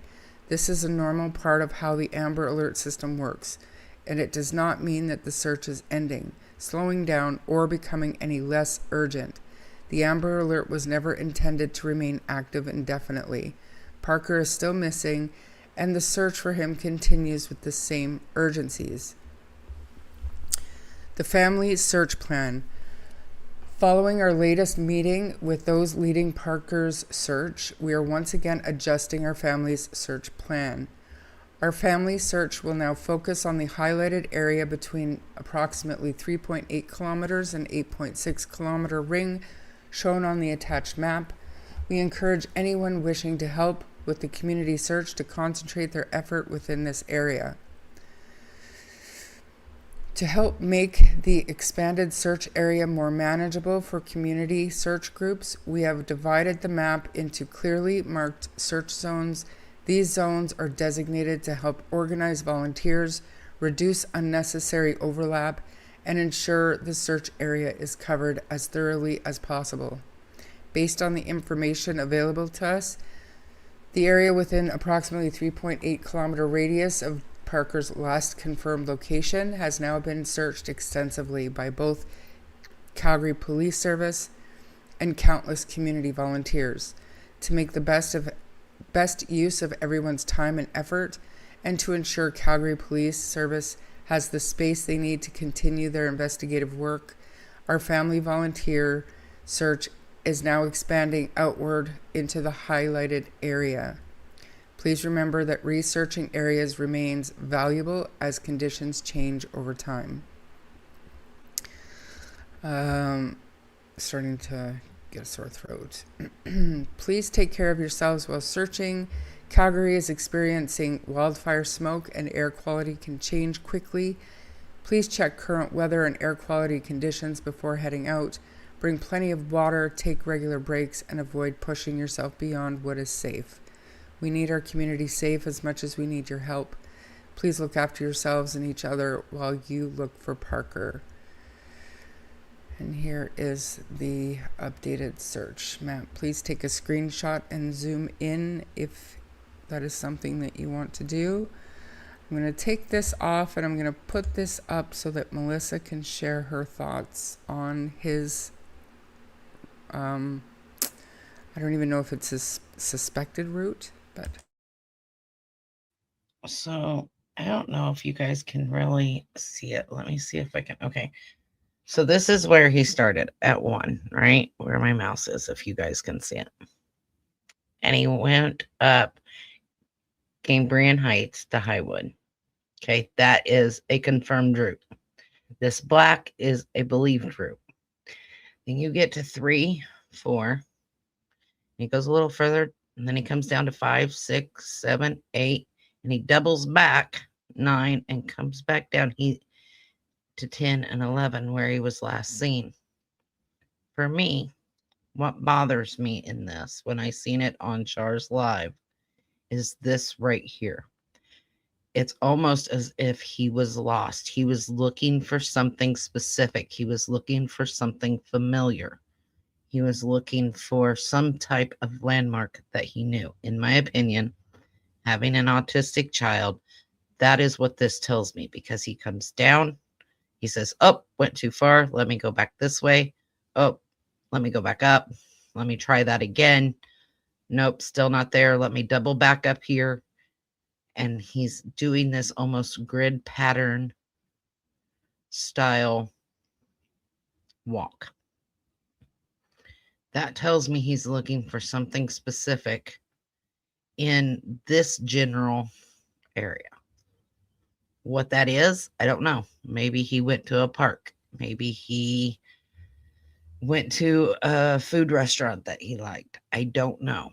But this right here where he doubles back tells me he thought he was lost and was trying to get back on the correct path to find whatever it is he was looking for.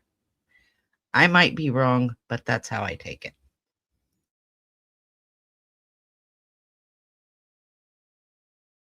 See, and I thought it made sense to me that he was trying to go home. So it's quite possible that he was looking for his house, you know? Maybe. I'm gonna pull Is up that the area Mike he MX. lived in? Because from what it looked like to me, he lived more over in this area. Yeah, he lived in the opposite direction. But, I mean, if he had, you know, if he was functioning at a 3-year-old level, he might not have a sense of direction to know which way to go home. Like, I don't know. And I don't know if he was new to this facility, if this was his first time there. Do you know what I mean? Like, there's so many unknowns. But I think you're right. It definitely does look like he was lost. Maybe, like, we don't know how quickly he was doing this doubling back, but it does look a little bit panicky, maybe. Yeah, that's kind of how I took it. That he was somehow doubling back for some reason. He's looking for where he started. He's looking for a specific part. Because, oh, I went too far. Let me turn and go back around. Oh, nope. Let me go up. I mean, to me, it's very grid-like. He's looking for something, in my opinion. I might be wrong, but that's how I took it. No, totally. I agree with you. I don't know. Maybe a house that looks similar. That's kind of what we were thinking. I don't know. How do they know about the double? Yeah, I know, Ernestine. I thought that to me that meant they have to have additional CCTV video they're not sharing. But, like, I don't know. I don't know for sure, but you're right. That's how I took it, that there's something. They showed him going past this house, going one way. And then, 30 minutes later or something, he's going back past that same house, but the other direction. So therefore, he doubled back. Right. Yeah, for sure. And it was hot, and he was sweating, and I don't know. So we I can come wondered back this to one this as if you well. want. Go ahead. If, it being a hot day and him not having water or anything, if he might have been confused and heat stroked. And, maybe it was, okay, I need to go back to where I was. And he didn't realize how far off of this path he was. Maybe he was trying to get back there. Maybe he was looking for something specific in this area. I don't know. I think confusion is going to play a big role in it. Oh, absolutely.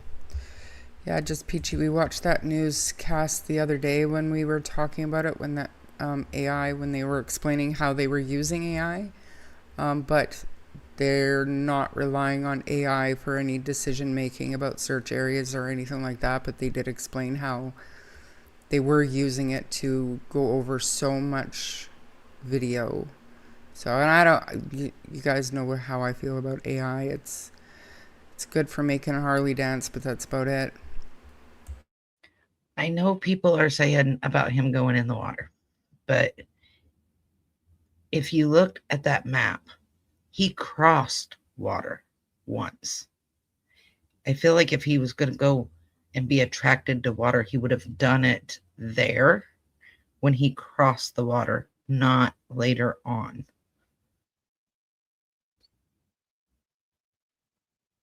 Yeah, but did you see that the one really short TikTok video I played the other day of there was a man who was searching the Nose Creek, and the grass is so long there it's hard to tell where the creek bank is, and in some spots he was okay, but he would put his walking stick down and it would drop, and it looks like it's still on the bank, but it would drop. So it was a very dangerous area for a child, especially one that can't swim. Thank you, Share Cares. That's very nice. I appreciate it. Yeah, I seen that. That was concerning.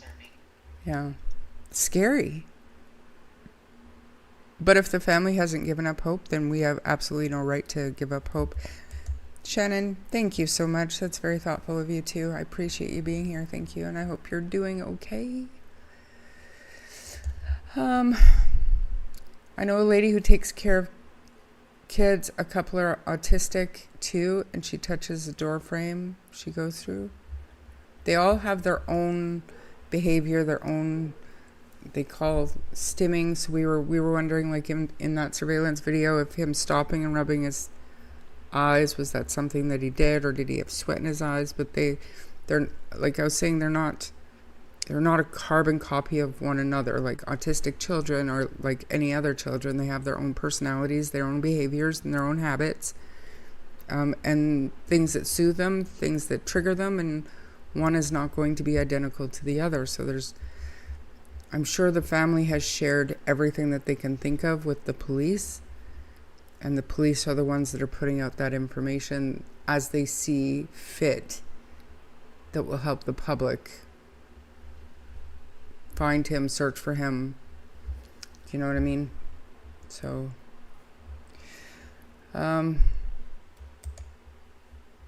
so the AI they would have used for the cameras is to go over the footage as all is recorded to AI. Even this now is all recorded. Yeah, for sure. The day home should be charged. Don't even get me started. The time for that will come. But right now, got to focus on Parker, where he could be. But the time for that, Angelina, I agree. April, thank you. So I want everybody to know that April has been out searching for Parker. And as time goes on, it gets harder and harder to be out there mentally and emotionally. But thank you very much, April, for that. And thank you very much for all the time that you've put into searching for this little boy. It means the world to the family, I'm sure, and it means the world to all of us to know that, you know, we have somebody with first-hand experience out there exactly where they're looking. So I appreciate you more than you know. I've not been watching, lady. Okay, so let's get into Parker details. So Parker is 11 years old, Maritzka. He functions at a 3-year-old level, but he is 11 years old. He's nonverbal autistic. And maybe quickly before I play that, I will play I don't want to, for Pete's sake. Let's do a new tab. Hopefully I don't echo. Just a minute. Nope. Good. Perfect. So I'm going to play the CCTV video right now for anybody that hasn't been following. I'll let it play a couple of times. I'll get Melissa's thoughts on it, and I'm going to make it big. I'll get Melissa's thoughts on it, and then we'll hit chat, and then we'll watch Mike MX, okay? So there's no sound to this, so you can see him walking. And of course, I'm going to buffer the first time through, so I'm going to play it a couple of times. I cannot stand when my computer does this stuff. Hopefully that helps. Let me refresh.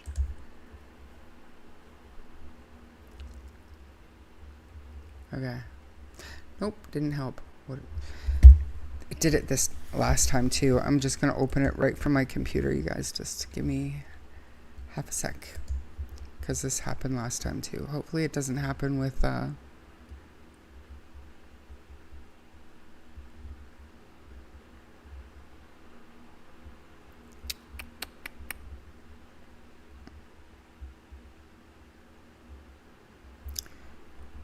my gosh.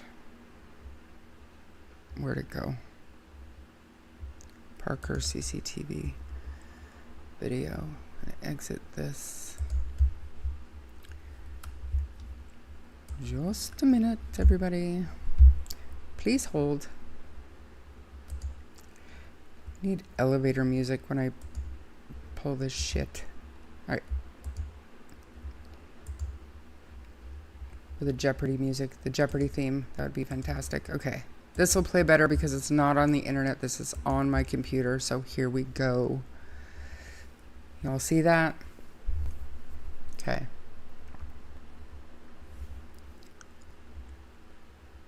Here we go again.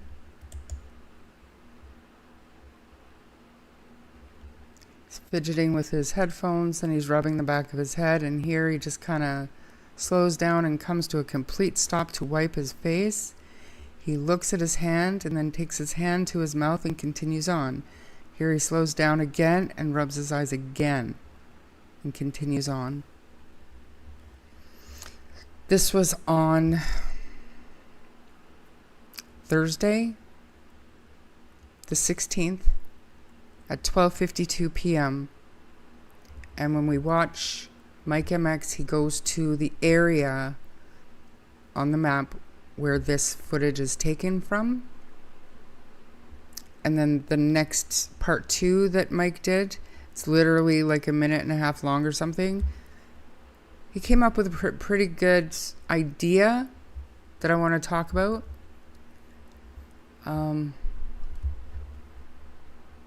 But any, he touches the truck. Maybe, just maybe, he's a toucher. Did you see that, Melissa? Do you think he touched the truck? I didn't see him touch the truck. Okay, I'm gonna play it one more time. I'm gonna slow it down. Half speed.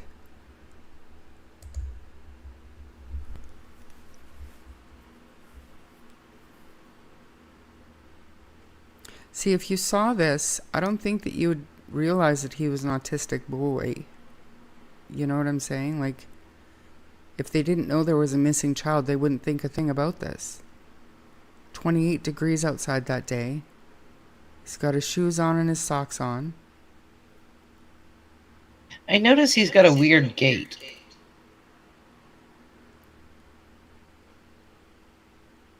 I think you're right, Lynn. That does look like he touched the box of that truck here. Oh, a little too much. We'll go back to here.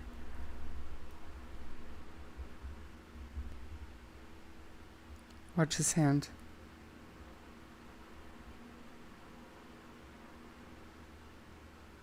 It does look like he touched that truck. Did you see it that time? Yeah, it does look like he touches it. I feel like him wiping his eyes is him wiping sweat. Yeah. Absolutely. But I agree, you know, if they would have put some sort of alert. He's nonverbal. He's autistic. Send out an endangered person alert. Some type of alert. Mm-hmm. This would have been solved a lot quicker. Oh. Without a doubt. Without a doubt. The second that this home saw that video and they were aware that an autistic nonverbal boy was missing, they would have called the police. And he wouldn't have got that far. Having said that, let's pull up. Do you want to... Actually, Melissa, you know what? Because you're here and it's fantastic to have you here, I'm going to get you to go to Mike MX, his channel. And he's got, just into his videos, he's got Parker Wells and Parker Wells point two or part two. I'm going to get you to play it because my sound is garbage. So, you know what I mean? So what he was, okay, so continuing on what the situation is, what we heard was he walked away from his day home. He was last accounted for sometime between 11:01 and 11:38 a.m. And turns out that day home is actually like a special needs daycare. If parents needed a break or whatever. We looked into that 2 minutes ago. I'll suggest that you go back to my last live stream when we started talking about Parker. We looked into that day home. I don't want to get into it too much right now because I don't want to take the focus off finding Parker himself. And once you read about this day home, I think everybody's focus wants to switch. Right, so we're not even going to go there for now. Respite care, right? Correct. And he does live with his parents. By all accounts, he has a really good home life. So nothing there. All eyes need to be looking for Parker right now. But once we find him, then all eyes need to be on that day home, that respite care. So, okay. So here we go with Mike MX. You go ahead, Melissa. Pull him up and do your thing. I see Harley is outside. I'm going to see if I can get him in again.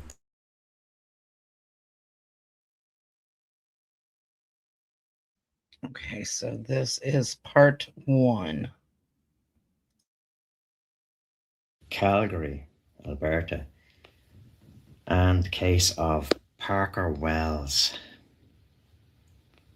Parker, an 11-year-old boy, was last seen on CCTV walking along here from left to right on Travis Crescent Northeast around 12:52 in the afternoon.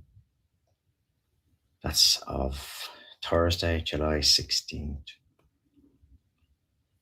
Parker was shirtless and wearing black noise-cancelling headphones, brown eyes, brown hair cut tight. Parker's 4'11" tall, which is on the upper limit of normal range for a boy his age. He likes the water, but he's unable to swim as far as information goes. As far as I can tell, if Parker had have left this area on foot, he would have been seen on CCTV. So he's very likely still very close to Travis Crescent Northeast, within 1 kilometre. He's most likely on private ground because there's been a staggering amount of searchers and police have searched an awful lot of public ground in the area and many private residences.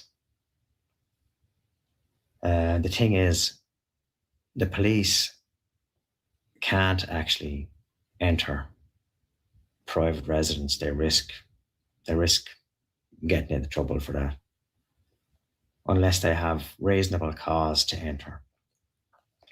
As in, if Parker is in plain sight or there's a danger or evidence of him being in the area, that gives them leave to enter. So police are likely still knocking on doors and trying to get hold of owners that they haven't got in touch with.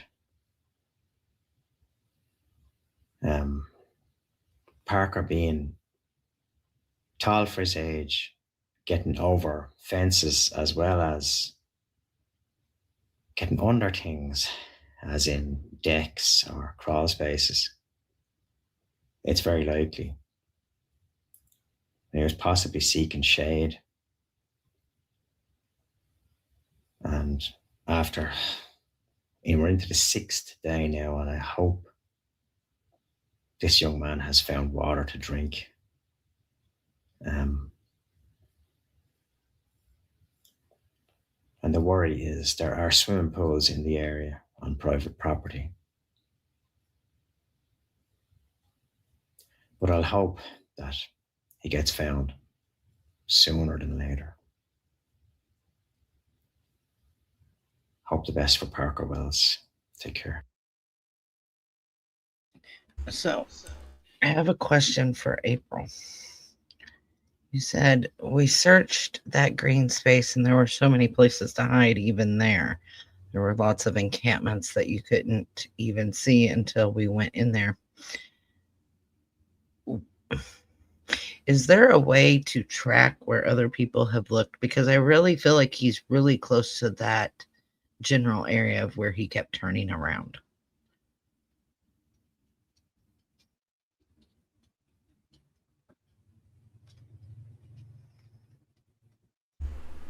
Where's been searched? Yes. So there is an interactive map. Let me, what was it?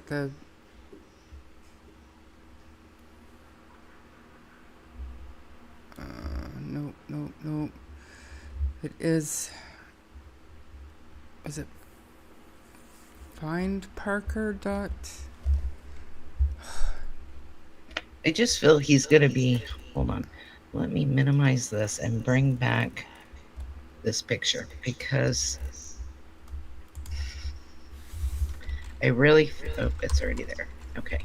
I really feel he's somewhere within 1 mile of this area here.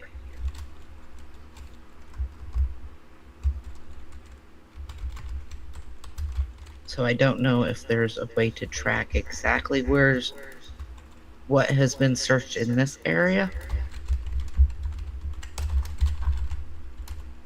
But I really feel he's within 1 mile of this area. He kept turning around for a reason. He's gonna stay in this area until he finds what he's looking for, or he gets completely lost. So I think he's within 1 mile, maybe 1.5 miles of this area.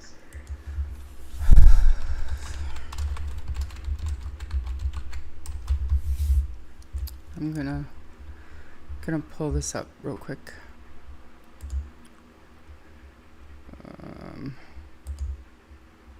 Oops.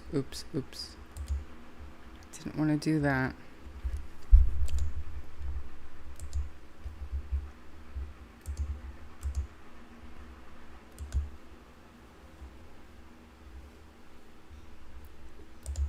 This one. Yes, Budettes, they did have dogs out there right away. So this one here is, so this is, obviously they've got his known route, but people, searchers are supposed to go in here and mark this. I don't know if it's all the way up to date, but people are going in here and marking the areas that they've searched themselves. Like I said, I do not think that this is up to date. There were glitches with it and people weren't marking areas or something. So this is the one that we looked at. And when we looked at it, this wasn't there. They didn't have this map on here or this route on here. But yeah, I don't know. Something about where he keeps turning around is sticking out to me. And I just feel like he's going to be really close to that area. Unless somebody picked him up. I think that it is next to impossible. It's highly, highly unlikely that he left this neighborhood without being seen on CCTV video somewhere else. This is the creek right here. And he was last verified CCTV sighting. So it's not that far and you're not really crossing any busy thoroughfares to get to the water. I did hear that Badlands was heading down there. I heard that yesterday that they were heading down to help.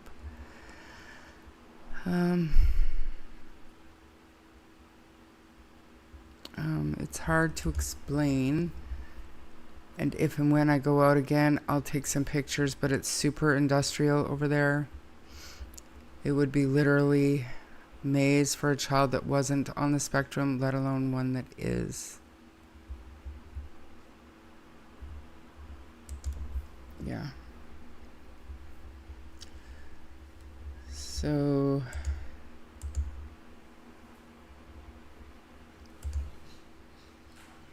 okay, so that was part 1. Part 2 is very short. Do you want to play that one now? Yeah, I can play it out. This is Mike MX part 2 of Parker.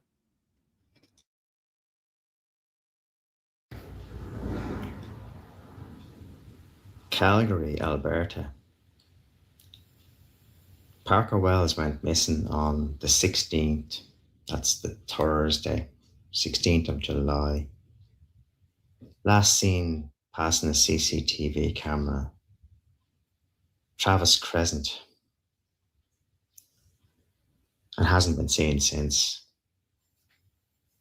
And the ongoing hope for Parker, the hope is that he has somehow gained access to a dwelling residence. And because the Calgary Stampede, it ran from the 3rd till the 12th, and quite a few Calgarians would have took holidays after that, being the average length between 10 and 14 days. And the most likely date, the busiest date for people to return is the 26th, which is tomorrow, Sunday.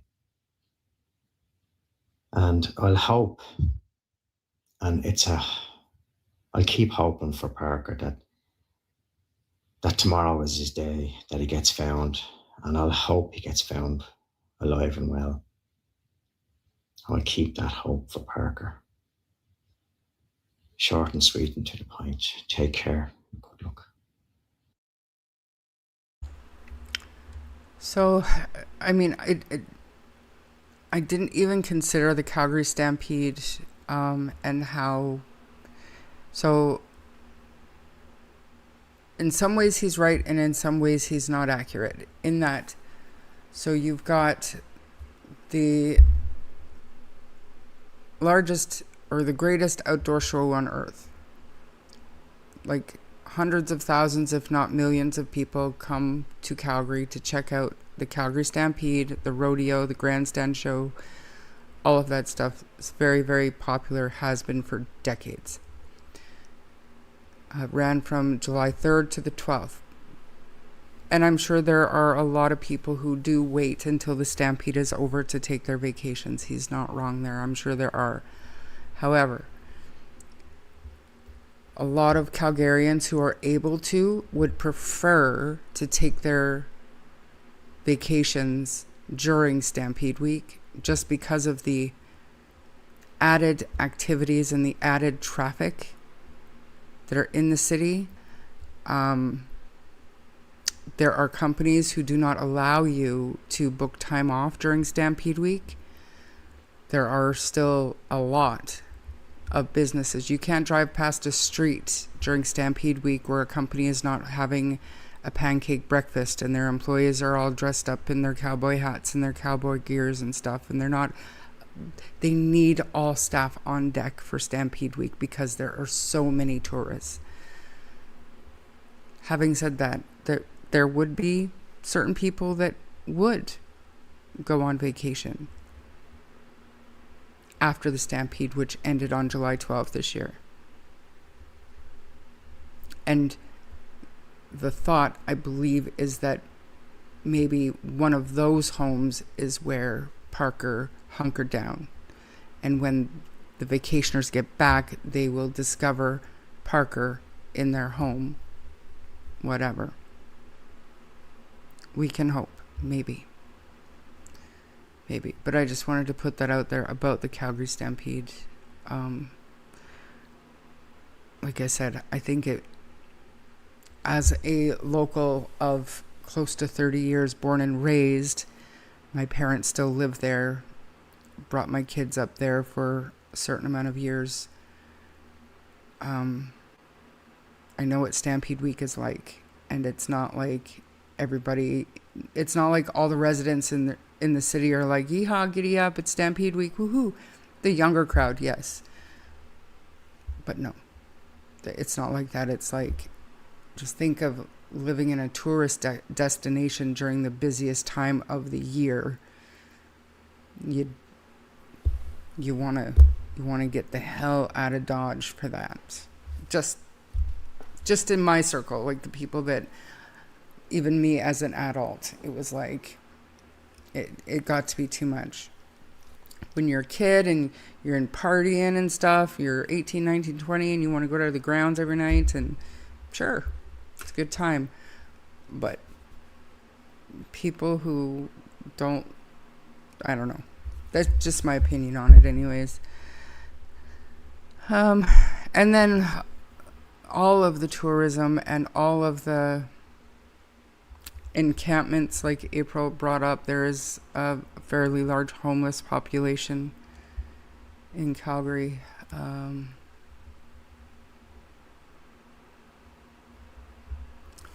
And also, like, it's been long enough now, like, people with autistic children, do you think that if they went to a home and they were able to find food and water, would they stay there with no parents or anything, or would they leave trying to find their parents? You know, like, what, I don't know what they would do. My son and nephew both would stay. They wouldn't see it. Tamara, I'm sorry, I just want to answer this because I meant to. Thorncliffe is a very long ways away from the Stampede grounds itself. So I don't think so.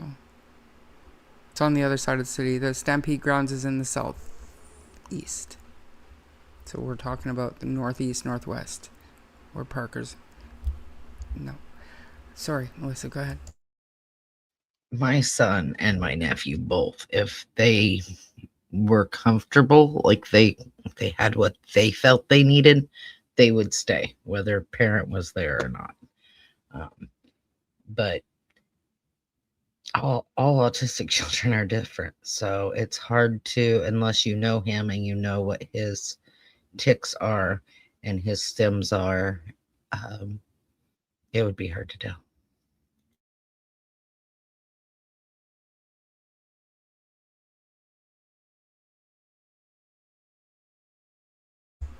Yeah, like I said, I've got, like, my friend who has the child with autism, he only likes mushroom soup and yogurt. So now they've taken to putting protein powder in that food because it's all he'll eat.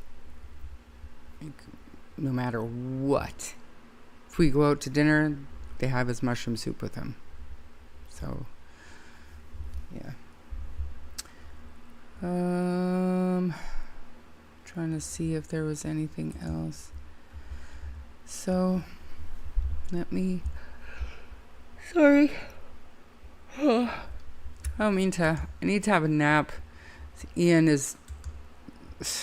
There was supposed to be a band playing down at the marina where I used to live, but the air quality they canceled. But Roots and Blues is happening right now, and that's where. It's a music festival. It happens all weekend, and it's right downtown. It's right here. And I found out the other day that Blue Rodeo is playing at 10 o'clock tonight. So it's too late for me to get tickets, but I'll tell you what it's not too late for. I'm going to go hang out at No Frills and listen to it because it's right beside the park where they're playing. So this is the Find Parker YYC Facebook page. Missing persons poster, parking lot pathway closures, Nose Hill Park for search efforts. So to support ongoing search efforts for missing 11-year-old Parker, the west parking lot and pathway entrance to Nose Hill Park off Shaganappy Trail Northwest will be closed throughout the weekend. The closure will allow search teams to safely and efficiently conduct operations in the area. I want to play this next video that we're going to come up. The closure should not be interrupted, interpreted as an indication that Parker has been located, or that investigators have information placing them in this area. Residents are asked to use alternate park access points to avoid the area where police and our partners are searching. Okay. I know, Blue Rodeo, I'm so excited. I can't get in, but I can definitely watch. Okay, we're gonna watch this because it's interesting. So at the moment, we're doing a type 3 search where we have a steady line pushing forward in an organized direction and fashion. And what we're doing is we're covering every single inch of ground that we can leave with a very high probability of detection and reliability that he's not going to be in this park. So in addition to the more traditional search techniques of moving with a large body of people, we have our RPAS, airborne, to assist with the aerial search, and they can cover a lot of terrain features that might be inaccessible to us. We also have a number of canine officers that have been deployed to assist as well. I'm going to move up, take a look at the terrain as we get close to the creek, make sure there's no drop off. The work is fairly challenging. The terrain today has grasses up to our waist, up to our shoulders. And as a result, we're stacking our officers close together to make sure that we're able to cover off every inch of ground and that we don't miss any potential clues. So at the moment, we're doing a type 3 search where we have... So very, very good, important information there. I would like, if you haven't signed up for the Missing Children Society of Canada alerts, I'm going to... videos. I'm going to put the link to a video I made. It's a terrible video, but I tried. I did my best. But it just gives you instructions on how to sign up for these alerts. I'm going to put the link to this in the chat so you guys can go and have a look and sign up for alerts in your area. And then if you get alerts in your area, you share them and they get shared and shared and shared. And we can operate as a really, really slow Amber Alert. If they can't do it, then we should try. So please go watch that video and sign up for the alerts. And Melissa, do you have anything else that you want to say or talk about when it comes to Parker or Jack and Lilly or anything else? No, not really. I just, the amount of missing kids up y'all's way is, you're getting dangerously close to being like us down here in the States. Hopefully these guys can all be found, and hope against all odds that they're found safe. Yes. I mean, honestly, you guys, would have been 15, I don't even know, 15 months for Jack and Lilly, and there are still people out there who have hope. So there's absolutely no reason to give up on Parker or on Darius. I got nothing about Darius just right now, but I'll look to maybe Rob to see if there's more information that we can share. I do know that, I mean, there's constantly searches being planned and executed for Darius as well. So just keep hope for all of them, and we will continue talking. And again, if you have any talking points for Jack and Lily's case, send them to me. My email's ticking across the bottom. I do not enjoy beating a dead horse, and I will not get into the drama and the rumors, but we can talk. Nothing new, but just know with Darius's case, things are in motion behind the scenes. Just patience and function on August 1st. Again, they're doing a fundraising barbecue, and then there is a vigil on the 21st and a rally on the 22nd. So with that, Melissa, if there's nothing else, what is your schedule like coming up?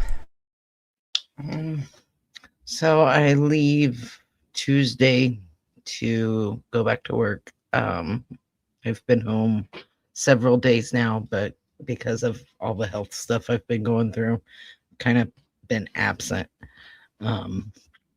Today was the first day I felt good enough to text you and say, hey, if you want to do a live, I'll join you. Because it's been a lot. But I'm almost done for the season. I've got I think I got about 2 months left, but that all kind of depends on what happens with my health as well. So, Well, I wish you all the best, and I will talk to you soon. And just so that you know, Lynn, local realtors and landlords are coordinating, and they do have a map to ensure that any vacant homes are being checked and checked again. They're doing it. Everybody that can do something in Calgary is doing something in Calgary. So that gives me hope. Yes. I mean, they're doing what everybody would expect done in a missing persons investigation. So so far so good with the Calgary City Police, Calgary Fire Department, the community. Everybody is rallying, and we'll find Parker for sure, absolutely. So with that, you guys, I am going to end it. Going to feed Harley, cook Ian's dinner, and I'm going to bed for a couple hours so I can go watch Blue Rodeo in the dark in a closed shopping center parking lot. I hope I don't get arrested. I shouldn't. It'll be fine. Should be fine. Okay, say goodbye, Melissa. Goodbye, y'all. Okay, have a great night, everybody.